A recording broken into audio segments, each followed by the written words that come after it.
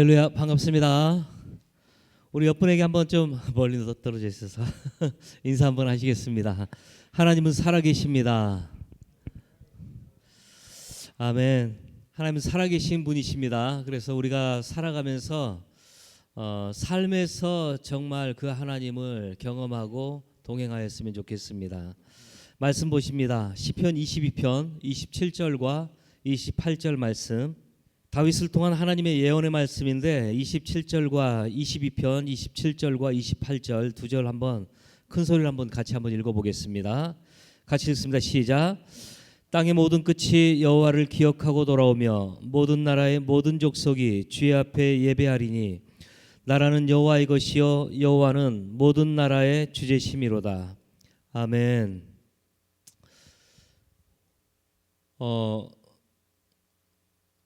우리는 복을 받은 자입니다. 그렇지만 그것보다 더 가치롭다라고 한다면은 복을 만드는 자라는 표현은 더 가치로울 것입니다. 그리스도인들을 말해서 한마디로 표현하자면은 그들은 복을 만드는 자들입니다. 복을 만드는 게 무엇이겠습니까? 받은 복을 통해서 그 복을 재생산하는 것이죠. 내가 하나님에게 복을 받고 그 복이 나에게만 머무르는 것이 아니고 그것이 흘러가는 것을 복을 만든다라고 우리는 얘기할 것입니다. 복을 만드는 이유가 있다면 복을 나누어 주기 위해서이죠. 그래서 우리는 연초에 복 많이 받으세요, 이것이 새해 인사이지만 그리스도인들에게는 다른 인사법이 필요합니다. 복 많이 만드세요. 이것이 그리스도인들이 이 세상을 살아가는 또한 이유이기도 합니다. 복 많이 만드세요. 송이자매 복 많이 만드세요. 네. 섬기는 게 복을 많이 만드는 행위들이죠. 나를 통해서 나의 섬김 하나 때문에 다른 사람이 일어설 수만 있다면, 나의 섬김 조그마한 것이랄지라도 나의 섬김 하나 때문에 한 사람이 살아날 수만 있다면, 나의 섬김 때문에 한 사람이 나의 말 한마디 때문에 한 사람이 회복될 수만 있다면 이거보다 더 좋고 가치로운 게 어디 있겠습니까? 이게 복을 만드는 행위들입니다. 우리는 예레미야서에서 아브라함에게 하나님이 약속하셨던 창세기 12장에서도 그렇게 말씀하시죠. 너는 복의 근원이 될지라. 유명한 말씀이죠. 근데 복의 근원이 될지라, 이 말씀은 그냥 단순히 하나님이 우리를 복 주신다라는 말이 아닙니다. 우리는 그 안에서 두 가지를 볼 수 있는데 상단 축복과 하단 축복을 볼 수 있죠. 내가 너에게 복을 주고 너는 복의 근원이 될지라. 내가 너에게 복을 주면 그 복은 너에게서 머무는 것이 아니라 이게 상단 축복이죠. 내가 하나님께 복을 받는다. 복 받는 거, 그 다음은 뭐, 그 다음에 있어야 되는 게 복을 만드는 것이죠. 너로 말미암아 온 열방이 복을 받게 될 것이다. 이 하단 축복입니다. 이게 하나님의 원리임, 창조 질서의, 창조 세계의 질서입니다. 우리는 예수를 믿는 순간부터, 하나님을 아는 순간부터 우리는 하나님으로부터 복을 받습니다. 여러분, 축복이라고 얘기할 때 축복을 구합니다, 이 말은 틀린 말이죠. 축복은 한자어죠. 축이라는 말은 구할 축자입니다. 빌다 할 때 축이라는 단어를 쓰죠. 그래서 축복이라는 말은 복을 빌다라는 뜻입니다. 그래서 우리가 복을 다른 사람에게 흘러 보내는 것, 하나님이 나를 축복하셨고 복을 주셨고 나는 받은 그 복을 내 안에 멈추지 않고 흘러 보내는 것, 이것이 바로 아브라함에게 약속하셨던 그 약속입니다. 그러면 우리가 무엇을, 어떤 복을 흘려보낼 것인가? 우리가 줄 수 있는 최고의 복이 있다면 그것은 아마도 생명일 것입니다. 우리가 죄로 인해서 죽어가고 있을 때 예수로 인해 생명이라는 그 놀라운 복을 얻게 되었습니다. 우리 안에 새로운 영생이라는, 영원한 생명이라는 복을 얻었죠. 여러분, 영원한 생명, 영생은 언제부터라고 했습니까? 죽은 다음에 천국 가는 게 영생입니까? 아니죠. 영생은요, 예수님이 직접 말씀하셨습니다. 영생은 하나님을 아는 것에서부터라고 했습니다. 요한복음에 나오죠. 영생은 하나님을 아는 것에서부터. 예수를 믿는다고 하면서 교회를 다닌 지 10년, 20년, 30년이 되었을지라도 영생을 그렇다면 못 얻는 사람들이 있다라는 거죠. 수없이 예배를 드리고 수없이 말씀 받나 할지라도 내가 하나님을 모른다면 영생을 얻지 못한 것이죠. 여러분, 분명하게 말씀드립니다. 교회 다닌다라고 구원 얻는 거 아닙니다. 영원한 생명은 언제부터? 내가 하나님을 알아갈 때부터 만들어지는 것입니다. 우리는 그냥 내가 죽은 다음에 천국에 들어가는 것을 영원한 생명이라고 그렇게 얘기해 왔지만, 성경적인 것은 내가 살아있을지라도 내가 15살, 20살 때 하나님을 만나고 그때 내가 하나님을 알아가기 시작했다면 영생은 내가 살아있을지라도 그때부터 영원한 생명은 시작되어지는 것입니다. 내가 40살 때 하나님을 처음 알아가기 시작했다면 그때부터 우리의 영원한 생명은 시작되어지는 것입니다. 영생은 하나님을 아는 것에서부터입니다라고 예수님이 정의를 내려주셨죠. 이해되십니까? 그렇다면 지금 우리 모두는 제가 믿기로는 다 영원한 생명 가운데 들어가 있는 사람들입니다. 믿으십니까? 육체만 지금 이 생 가운데서 살아가고 있는 것이지, 우리의 인생의 역사는, 삶의 스토리는 이미 영원한 생명이 시작되었다라는 것입니다. 우리는 가장 큰 복인 이 생명을 얻는 복을 하나님으로부터 영생을 얻었기 때문에, 그리고 우리가 세상 가운데 줄 수 있는 가장 큰 복이라고 한다면, 선물이라고 한다면 우리가 얻었던 이 생명이 흘러가도록 하는 것이죠. 여러분, 성경은 선교의 책이죠. 성경은 창세기 1장 1절부터 해가지고 요한계시록까지 성경 전체를 뚫고 있는, 맥을 뚫고 있는 한 주제가 있다면 선교입니다.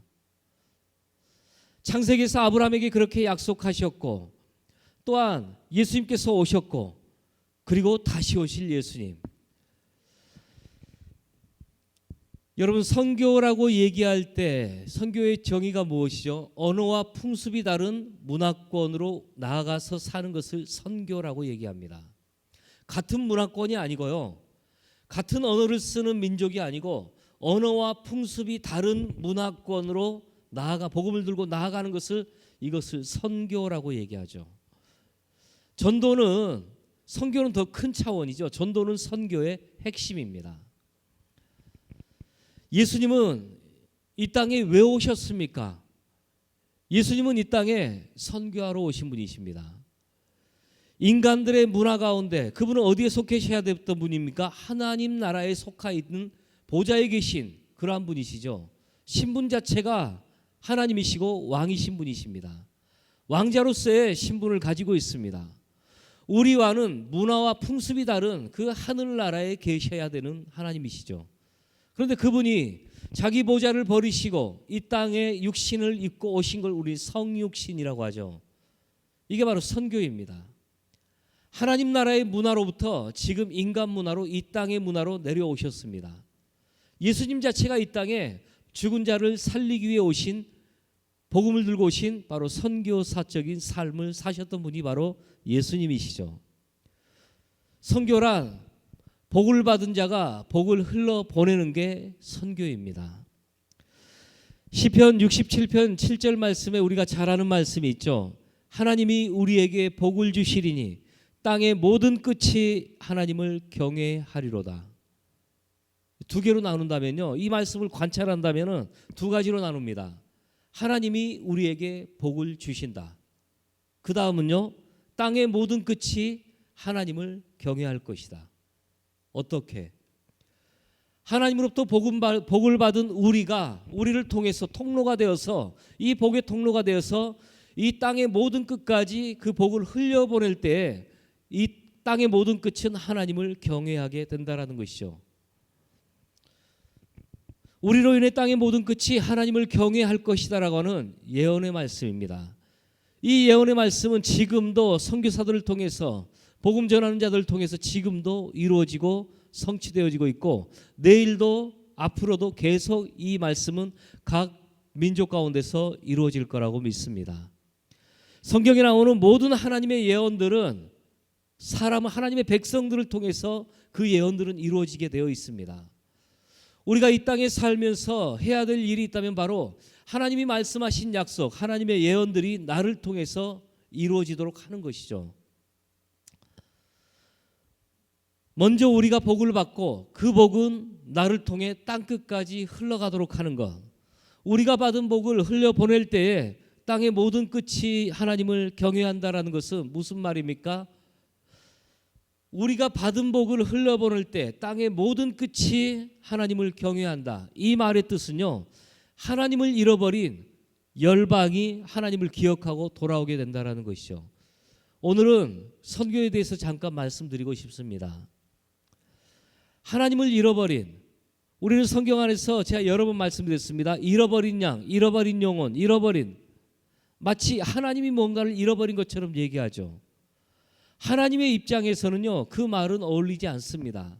하나님은 사람을 절대로 잃어버리는 분이 아니십니다. 맞습니까? 하나님은 절대로 사람을 잃어버리지 않습니다. 양을 잃어버리지 않습니다. 잃어버렸다라는 것은 실수가 많다라는 것이죠. 여러분, 버렸다라는 것과 잃어버렸다라는 것은 분명히 틀립니다. 버렸다라는 것은 의도를 가지고 있는 것이죠. 내가 휴지를 쓰레기통에 버렸다. 내 의도가 있습니다. 잃어버렸다라는 것은 내 실수죠. 화장실에서 씻다가 시계를, 반지를 놓았습니다. 그리고 깜빡 잊어버리고 왔습니다. 나중에 가보니까 잃어버렸어요. 내 실수죠.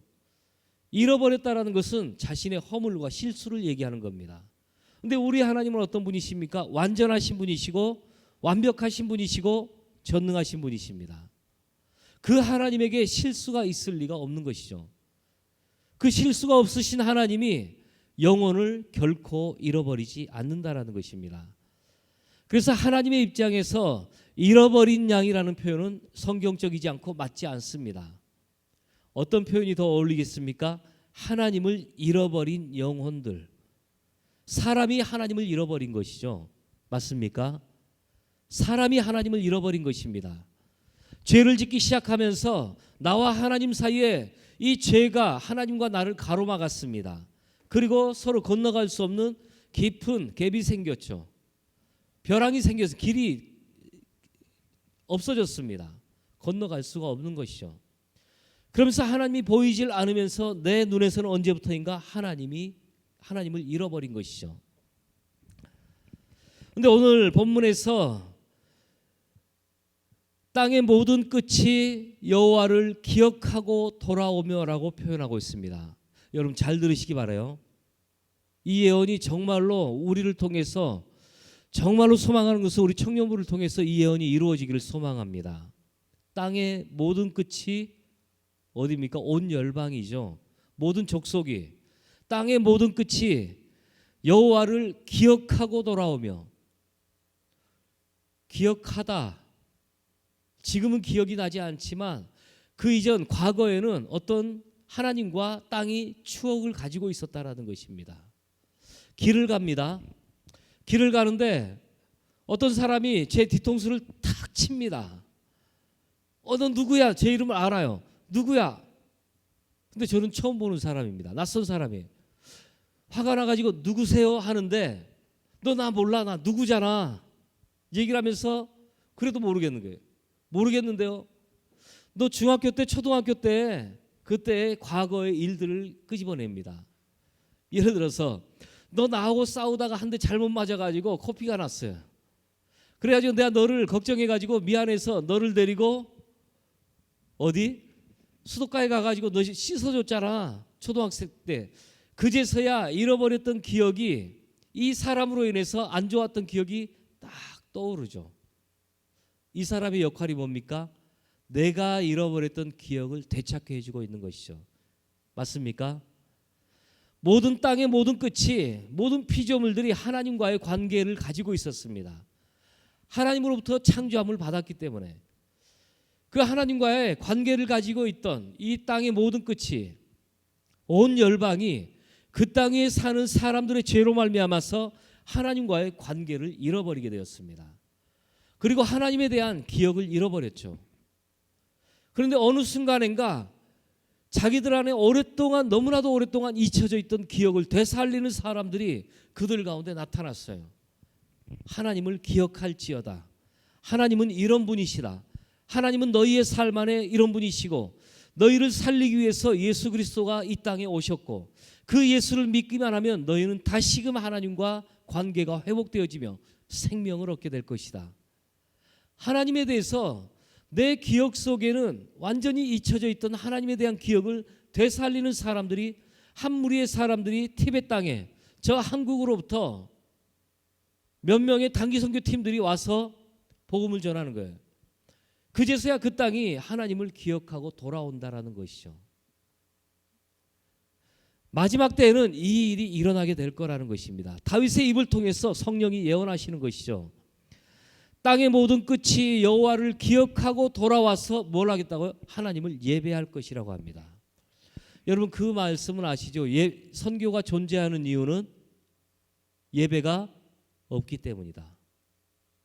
선교가 존재하는 이유는 예배가 없기 때문이죠. 하나님은 제가 96년도에 대학생들 데리고 한국에서는 최초로 티벳의 한 도시에 들어갔습니다. 근데 해발 4,000m예요. 티벳 수도 라사가 한 2,000m 정도 되죠. 근데 4,000m에 올라갔습니다. 근데 한 마을에 들어갔는데 여기는요 예수라는 이름을 한 번도 들어본 적이 없던 땅이에요. 없던 마을이었습니다. 복음이 전해진 적도 없고 성경을 구경도 해본 적도 없고 교회도 한 명도 없고 선교사가 들어와 본 적이 없습니다. 예수라는 이름을 처음 듣는 그 도시였어요. 그곳에 들어갔습니다. 근데 들어갔는데 예수를 모르니까, 근데 하나님이 저희가 기도하는데 이 땅에 성찬식을 베풀라라는 거예요. 근데 성찬식이 뭡니까? 떡과 포도주가 필요하죠. 성찬식은 하나님의 백성이 되었다라는 그러한 사인이죠. 그래서 가게에 가가지고 포도주를 한 병 샀습니다. 그리고 같이 단기 선교 나갔던 이 팀에게 요청했습니다. 여러분의 중에서 말씀의 떡인 성경을 이 땅을 위해 헌신 내어놓을 사람이 있습니까? 하니까 다 내놓겠대요. 그 중에 제비뽑기에서 한 권을 딱 받았습니다. 그리고 그 마을로 들어가는 입구 개선문처럼 마을에 문이 있는데 그 마을의 입구에다가 땅을 파고 그리고 거기다가 성경을 묻었습니다. 그리고 그 위에 포도주를 부었죠. 그리고 그 앞에서 예배하기 시작했습니다. 어떤 예배를 했겠습니까? 하나님, 지금 이 땅은 하나님을 잃어버린 땅입니다. 기억이 없습니다. 하나님, 그렇지만 하나님은 이 땅으로부터 예배를 받기를 원하십니다. 하나님, 이 땅이 하나님을 기억하고 돌아와서 하나님을 온전하게 예배하는 그날을 우리가 믿음으로 바라보며 지금 이 시간 이 성찬식에 예배를 드립니다. 그때 하나님의 임재가 저희 안에 충만하게 임하는 걸 봤습니다. 하나님이 그 예배를 받으셨어요. 그로부터 지금 30년이 지났는데 그 도시에 선교사 들어갔죠. 여러분, 기억나질 않지만 필리핀 땅이, 캄보디아 땅이, 티베트 땅이, 그 외에도 아직도 복음이 전해지지 않고 예수를 들어본 적이 없는 수많은 사람들이, 미복음화된 그 땅들이 간절히 원하는 게 무엇입니까? 로마서 8장 19절에서 얘기하는 것처럼 하나님의 아들들이, 땅의 피조물이 간절히 고대하는 것은 하나님의 아들들의 나타나는 것이라. 수련회 때 제가 짧게 말씀드렸습니다. 땅의 피조물에 고대하는 것은 하나님의 아들들의 나타나는 것이라. 왜요? 온 땅이 간절히 고통 가운데서 바라는 것이 있다면 하나님의 백성들, 아들과 딸들이 그들 가운데 모습을 나타내기를 원하는 거라고 했습니다. 무엇 때문에? 살고 싶어서. 하나님을 모르는 백성들의 죄로 인해서 그 땅에 죄의 저주의 열매가 맺히기 시작하면서 하나님의 창조의 그 형상들이 다 무너졌습니다. 회복되고 싶습니다. 죄로부터 자유케 됨을 얻고 싶어요. 근데 하나님이 약속하시기를 하나님의 백성들이 이렇게 하면은 너희가 고침을 받겠다라고 역대하 7장 14절에서 말씀하셨죠. 땅이 알고 있습니다. 그래서 말씀하는 거죠. 간구하는 겁니다. 마치 아벨의 핏소리가 땅에서부터 하늘의 하나님께 호소하는 것처럼 하나님 당신의 자녀들 우리에게 얼굴 좀 보이게 하여 주십시오. 그래서 외치는 것이죠. 피조물에 고대하는 것은 하나님의 아들들에 나타나는 것이니. 티벳 땅이 아프리카의 한 오지의 마을의 그 땅이 하나님 앞에 외치는 것입니다. 무엇을 위해서? 시편 22편 27절의 이 예언의 성취를 위해서. 땅의 모든 끝이 여호와를 기억하고 돌아와서 하나님을 예배하리니. 하나님은 정말로 온 열방 가운데서 예배를 받기를 원하시죠.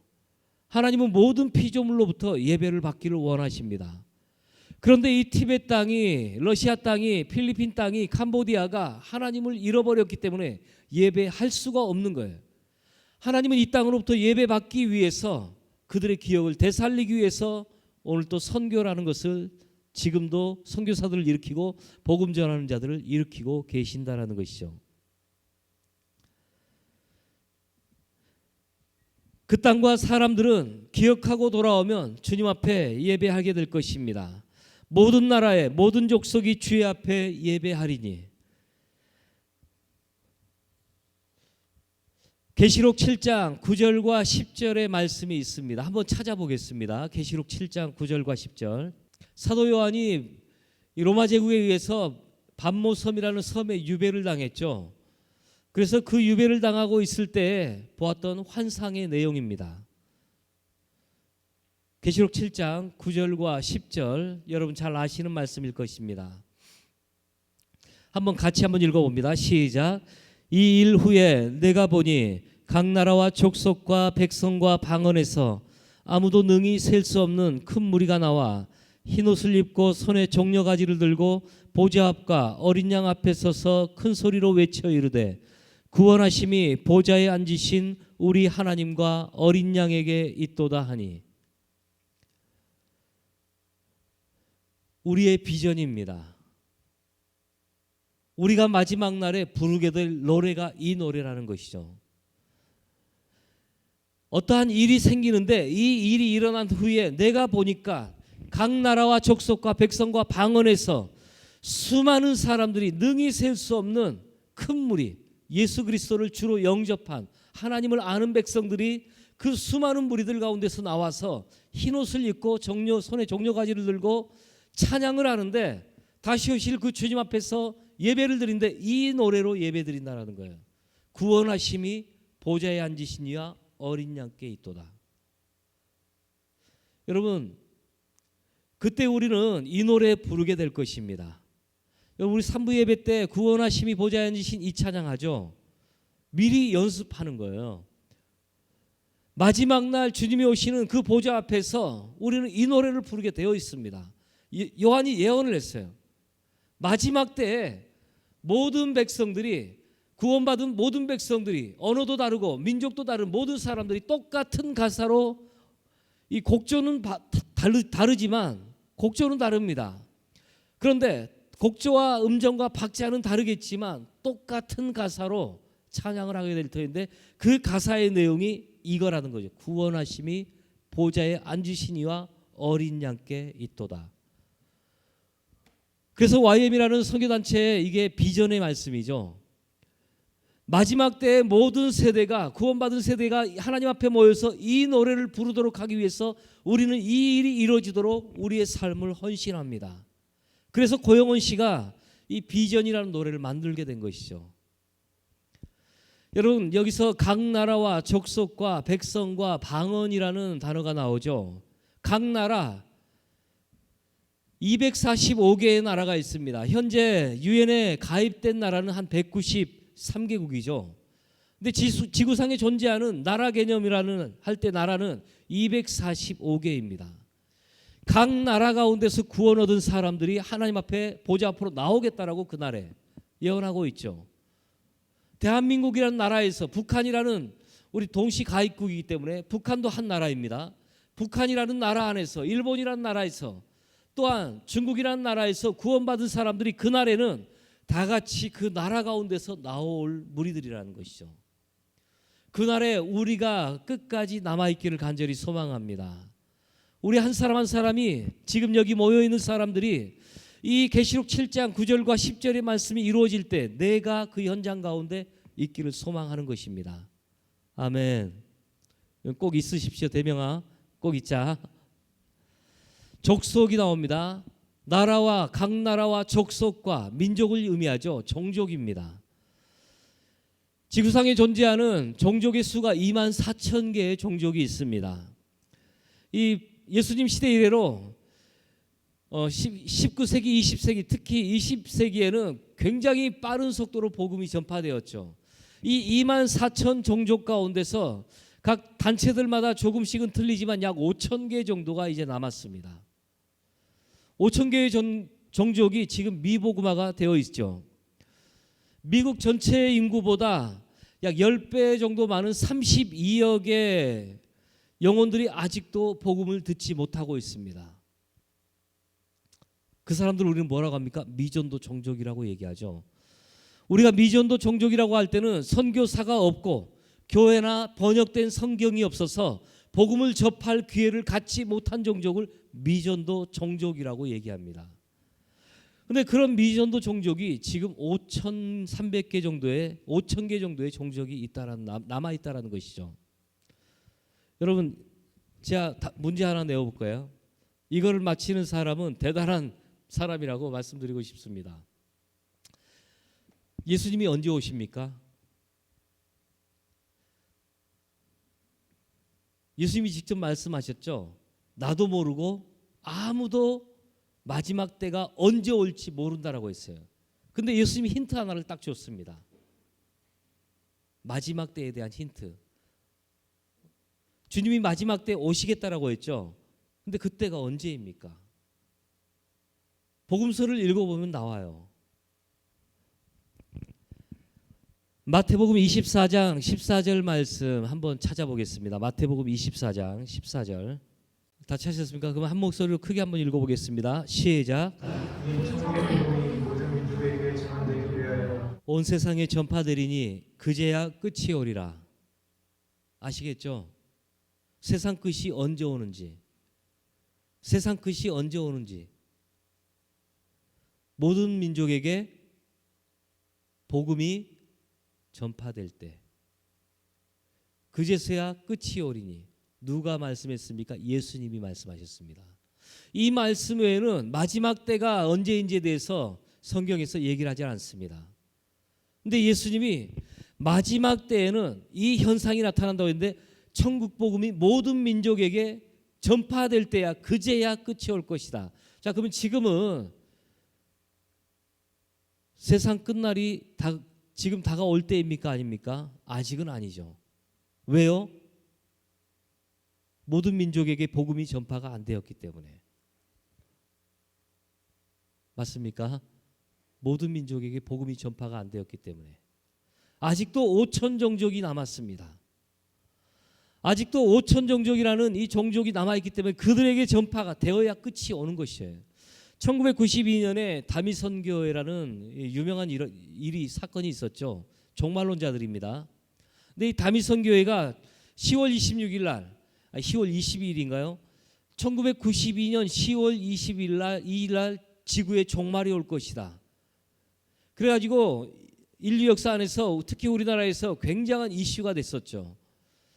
그때 많은 사람들이 그 종교를 추종했던 사람들이 이 종말론의 미혹에 빠져가지고 집을 팔고 직장 그만두고 하면서 인터넷에서 검색하면 많이 나올 겁니다. 다미선교회. 그래서 산으로 들어가고 하나님 앞에 기도한답시고 그냥 자기가 휴거될 거라고 그냥 그 교회에 가가지고 난리법석을 치고 사회적인 완전 이슈가 되었습니다. 일반 매스컴에서도 한 단체가 마지막 휴거된다라고 하는데 매스컴으로 올지 안 올지 막 방송까지 했죠. 아무런 일도 일어났습니다. 사회적으로 굉장히 혼란했습니다. 그때 기독교의 지도자들도 별 얘기를 못했어요. 이것에 대해서. 근데 저희는 알죠. 이 말씀이 나오잖아요. 끝이 언제 오겠다고? 천국 복음이 모든 민족에게 전파될 때. 그러면 지금은 끝이 올 시기가 아니라는 거예요. 이 말씀 하나 가지고 선포하기 시작했습니다. 지금은 끝이 올 때가 아닙니다. 고로 이들의 주장은 거짓입니다. 미혹에 속지 마십시오. 그러면서 이 말씀을 근거로 했는데 아무 일도 일어나지 않았습니다. 사랑하는 여러분, 아직도 5천 종족이 남았다라는 것은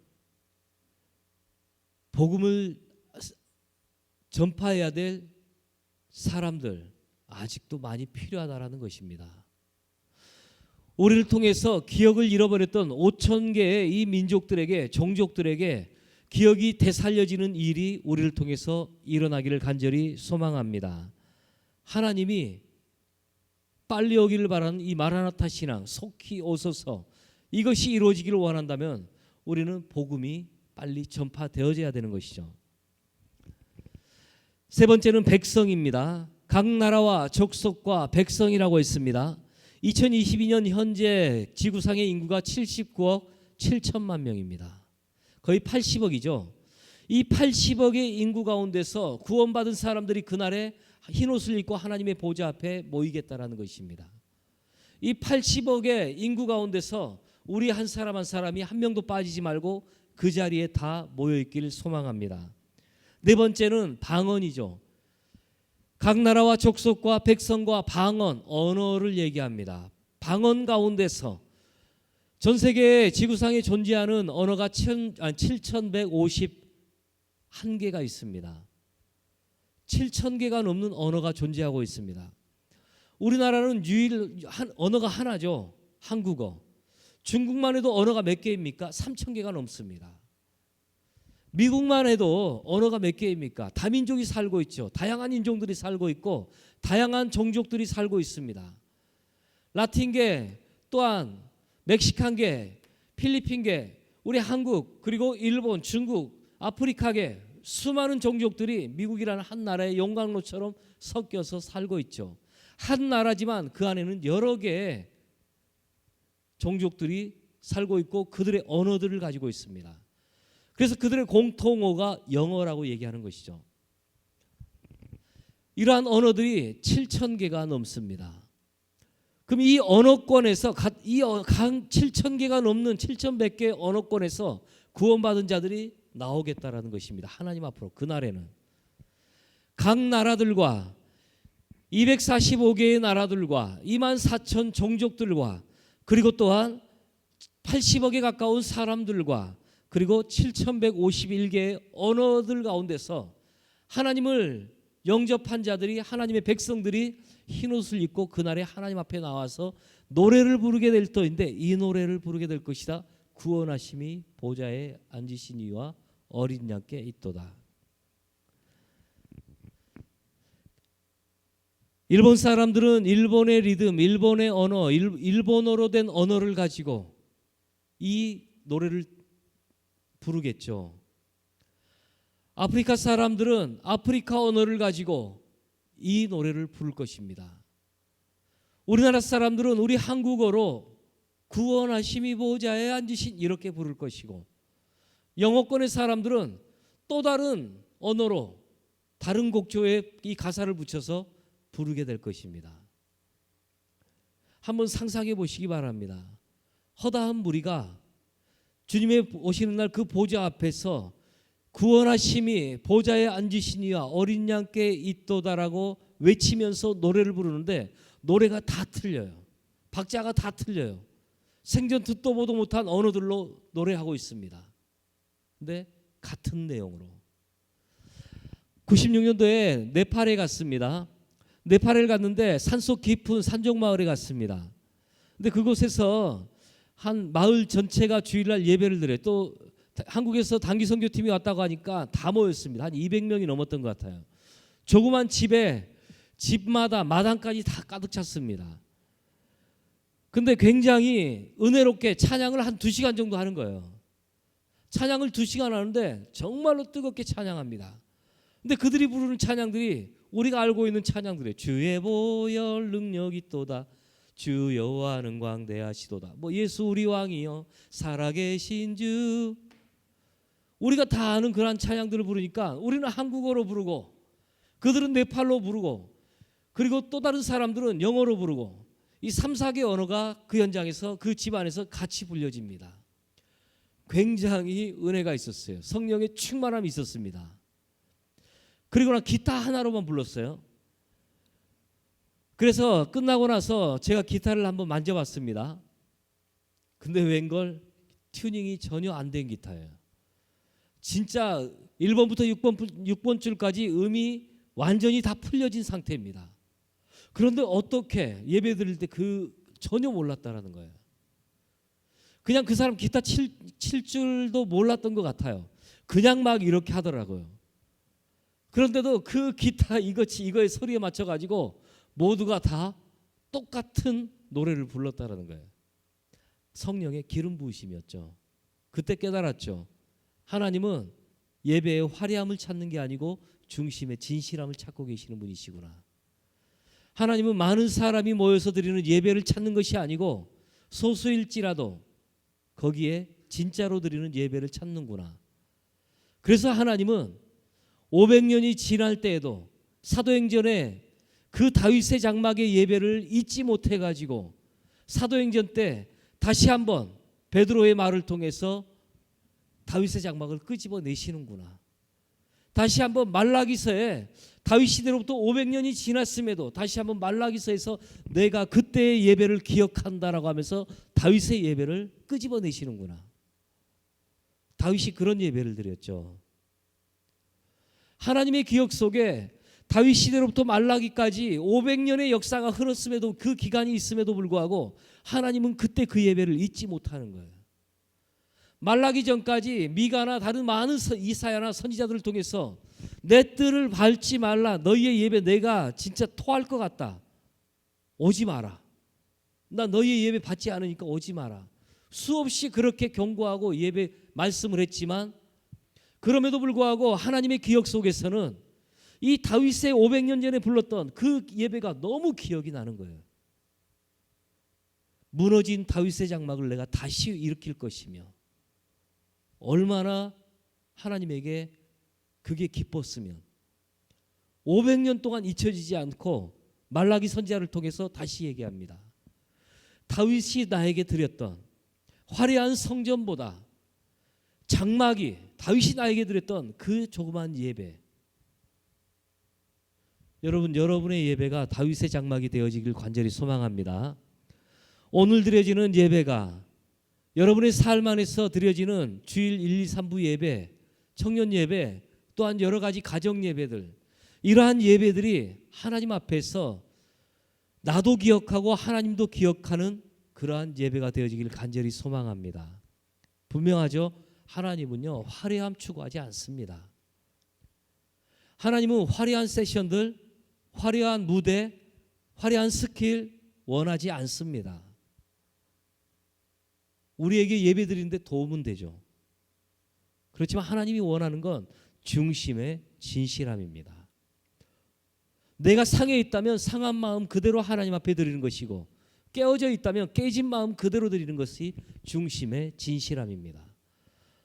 내가 화나 있다면 화난 마음 그대로 하나님 앞에 드리는 예배이고, 그런데 포장하지 말라라는 것이죠. 내 상태가 깨어져 있는 상태인데도 깨어지지 않은 것처럼 포장하지 말라라는 것이죠. 하나님 앞에 누군가에게 보이고 싶어서 우리에게 없는 것으로 예배를 드리지 말라라는 것입니다. 하나님은 우리에게 예배를 받으실 때 내가 5개를 가지고 있으면 5개의 예배를 받기를 원하지 6개 내놓으라고 하시는 분이 아니세요. 맞습니까? 우리에게 예를 들어서 이거 단순히 예를 들어서입니다. 교회 안에서 반주자가 없으면은 하나님이 받으시는 예배는 반주자 없이 드리는 예배를 받기를 원하십니다. 화려하게 막 어디서 너무 막 그런 사람들 불러다가 부르라 하면은 사람들 도움되고 좋죠. 나쁘다는 게 전혀 아닙니다. 본질을 추구하시라는 것입니다. 하나님은 그런 하나님입니다. 나에게 없는 걸 원하는 하나님이 아니십니다.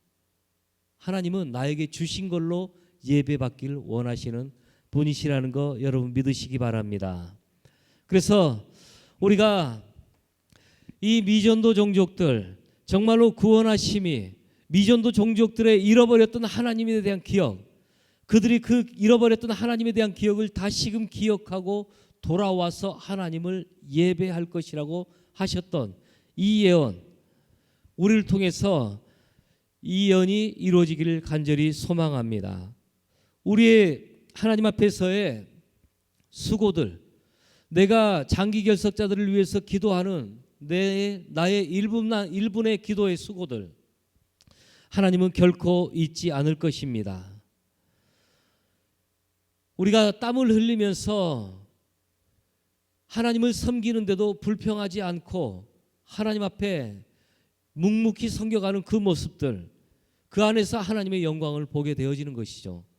하나님은 그러한 모습들을 통해서 잃어버린 하나님을 잃어버린 사람들, 그들이 정말로 기억을 되찾고 돌아오도록 하도록 우리를 사용하실 거라고 믿습니다. 여러분, 정말 여러분들에게 부탁하고 여러분들에게 간절히 소망하고 저는 끝까지 기도할 것입니다. 그 기도하는 내용이 있다면은 우리 청년 공동체가 정말로 다시 한번 이 시편 22편 27절의 말씀, 이 말씀이 이루어지기를, 땅의 모든 끝이 여호와를 기억하고 돌아와서 예배드릴 수 있도록 우리를 사용하여 주십시오. 우리가 그러한 통로가 되어지기를 원합니다. 하나님을 잃어버린 장기 결석자들이 하나님을 기억하고 돌아올 수 있도록 나를 사용하여 주십시오. 그래서 결국은 계시록 7장 9절과 10절에서 말씀하셨던 그 비전이라는 찬양을 우리가 부를 수 있는 그러한 우리 청년 공동체가 되어지기를 주님의 이름으로 축복합니다. 이 시간 우리가 찬양 하나 같이 한번 해봤으면 좋겠습니다. 아까 말씀드렸던 각 나라와 족속과 백성과 방언들, 그 네 가지의 그 무리들 가운데서 우리가 결국 하나님 그날에 우리도 있게 될 것이고, 그날에 내가 각 언어들 가운데서 각 민족들 가운데서 수많은 사람들 가운데서 이 찬양 부르게 될 것입니다. 우리가 그 믿음으로 이 예언적인 찬양, 이것을 우리가 예언적 찬양이라고 얘기하죠. 그래서 그날에 불리게 될 이 찬양 우리가 미리 한번 하나님 앞에서 불러봤으면 좋겠습니다.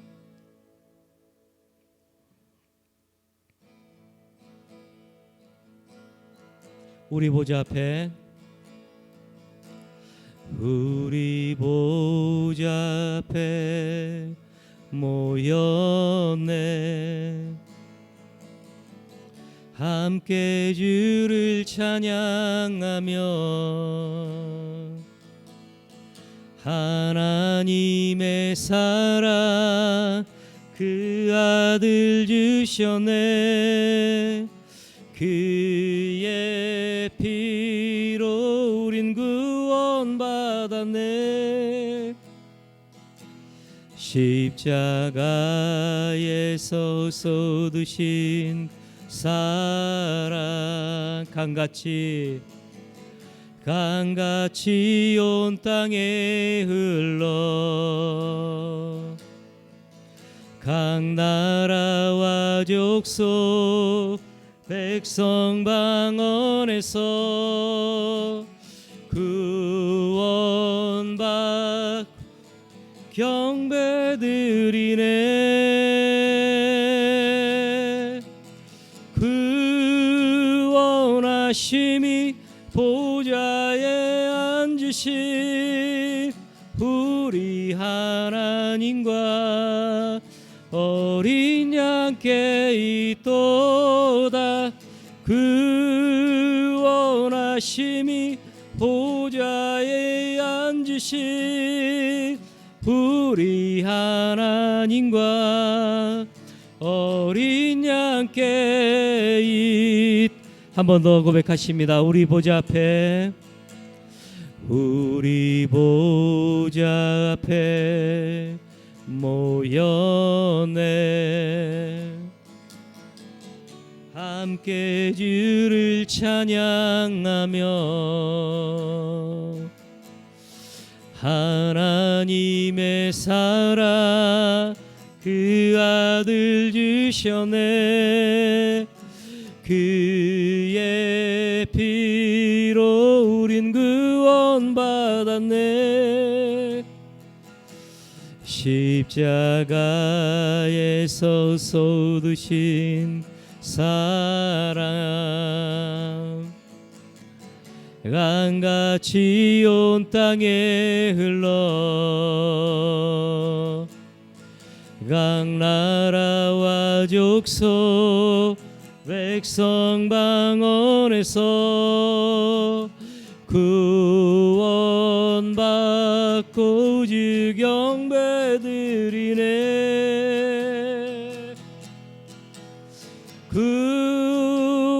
구원하심이 보좌에 앉으신 우리 하나님과 어린 양께 있도다. 구원하심이 보좌에 앉으신 우리 하나님과 어린 양께 있도다.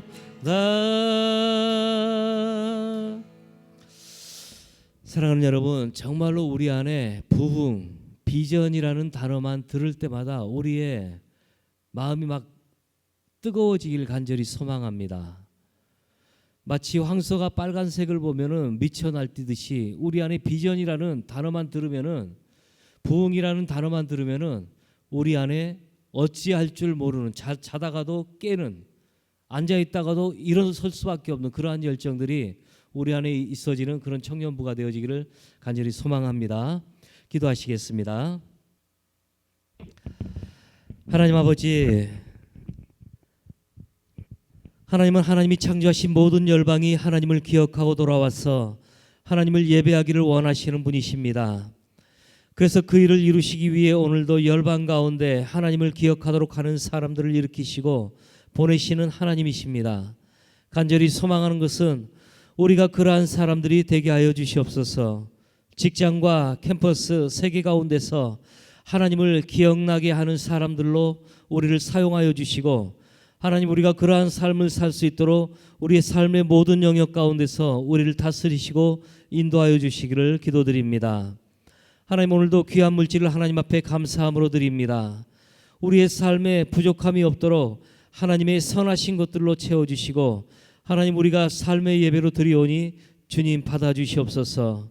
지금은 우리 주님 예수 그리스도의 은혜와 하나님 아버지의 놀라우신 사랑하심과 성령님의 함께하시고 인도하심이 시편 22편 27절에 땅의 모든 끝이 여호와를 기억하고 돌아오게 될 것이라는 이 예언의 성취를 위해 하나님의 사람들이 되기를 소망하는 우리 모든 청년들과 우리 청년부 위에 지금부터 영원토록 함께 하시기를 간절히 축원하옵나이다. 아멘. 우리 한번 저를 한번 따라서 하시겠습니다. 하나님은 살아계십니다. 아멘. 감사합니다.